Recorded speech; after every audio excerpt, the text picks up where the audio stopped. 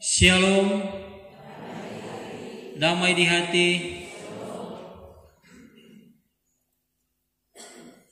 Bapak Ibu, saudara-saudara sekalian, Kitab 1 Korintus 15 ayat 1 sampai dengan ayatnya yang ke-11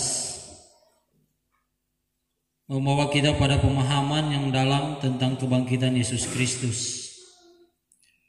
Paulus mulai dengan mengingatkan jemaat di Korintus bahwa ia telah memberitakan Injil kepada mereka yang mereka terima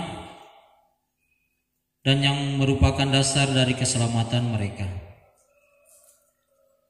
Injil itu Paulus pegang teguh adalah berita tentang kematian, kebangkitan, dan kehadiran Yesus Kristus. Inilah yang menjadi fondasi iman Kristen yang memisahkan antara hidup dan mati, antara penebus dan kehancuran. Namun Paulus tidak hanya menyampaikan berita itu sebagai fakta sejarah belaka, ia juga menekankan bahwa pentingnya Injil tersebut bagi keselamatan setiap orang. Kebangkitan Kristus bukan hanya kisah masa lalu, tetapi kebenaran yang hidup, yang memiliki implikasi yang tidak terbagi bagi kehidupan kita hari ini.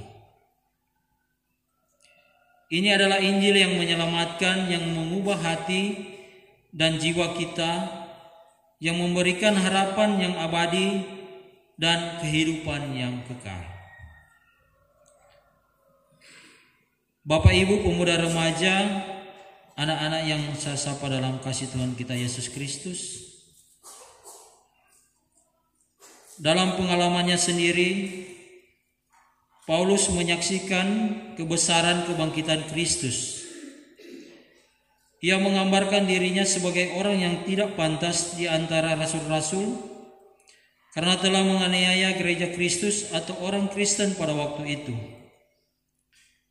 Namun kasih karunia Allah yang luar biasa membuatnya menjadi penginjil yang hebat. Pengalaman transformasinya adalah bukti kuat dari kekuatan kebangkitan Kristus yang mampu mengubah orang berdosa menjadi alat penyampaian Injil yang kuat dan efektif.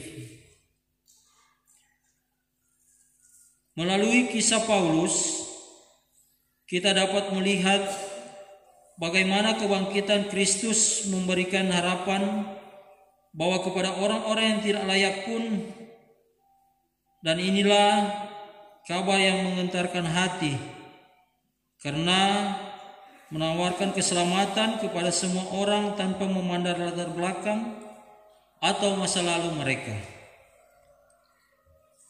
Tidak ada yang terlalu jauh atau terlalu berdosa bagi kuasa penyelamatan Kristus.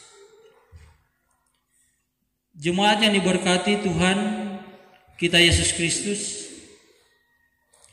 kita juga dapat melihat bagaimana kebangkitan Kristus memberikan legitimasi atau penerimaan terhadap ajaran dan pelayanan para rasul.